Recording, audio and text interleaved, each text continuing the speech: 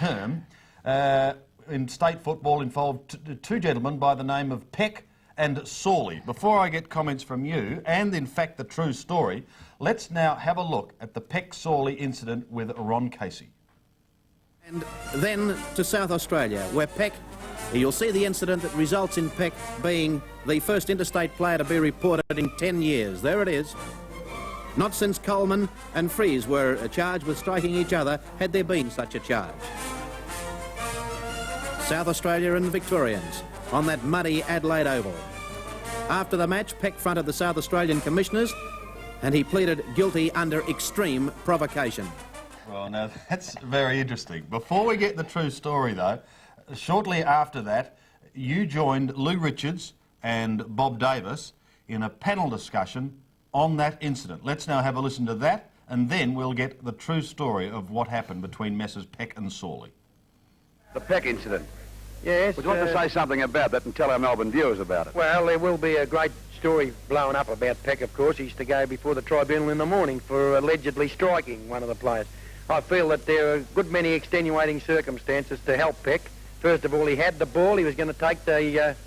he had the mark or a free kick, and just when he slipped over, I think someone, did something to him rather nasty. Just they kicked him in the tail. Oh, well, I do say it might have touched him around the bottom of the spine, yes, Lou, when he got up and retaliated. In temper, I would say, too. Well, in frustration and in temper, yes, I'd say, Lou, that no matter who you are, you would. Nobody likes being kicked, and I'd say no matter who you are, you'd have to get up. And you see the incident yourself, Bob? We did, Lou, yes, and you just couldn't help yourself. By gee, the things haven't changed. They still look after themselves, don't they? Now, let us have the true story. Was Peck on Sawley? No, not in the first half. Right, okay. Tell us the story. Peck was playing full-back on Bob Hammond, who right. now is chairman, is he? Of the Crows. And Bob Hammond kept ankle-tapping Pecky during the first half. So Bob was upsetting Peck in the first half. To no end. Plus the fact that, we weren't exactly setting the world on fire, and Pecky wasn't kicking a bundle of goals. So did Peck say anything about this at half-time? At half-time, Pecky was, he was over the moon. He was ravable.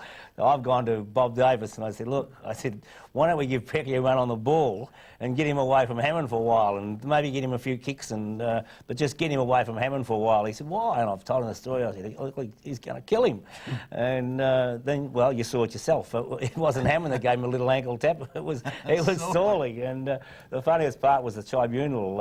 When you saw that the video, we decided we had to plead guilty. It was a bit hard not to, wasn't it? And what did he get? 1 week? 1 week, yeah. We pleaded guilty, and the chairman said to me, player skilt, and he said, how would you describe what you saw? I said, Mr. Chairman, it is the best punch I've ever seen on a footy field. And we told the background of the whole thing, but no. And, unfortunately, Pecky's no longer with us, and it was a great character, Pecky. Bobby, it's great to relive that, and thank you for joining us as a selector. You confident about Tuesday night? Yes, I am. We've got, as I said before, a well-balanced side with a good blending of youth and kids, and I think those kids will really go out and give them a run for their money. Let's whet your appetite with some State of Origin footy as we say farewell to Bob, and go back to May the 15th, 1984 at Football Park in South Australia. This, in fact, was the first state game under lights. At three-quarter time, South Australia was 12-5-77. Victoria was 13-7-85. There was a crowd of 52,719 there. It was a sellout, and some 15,000 people had been locked out.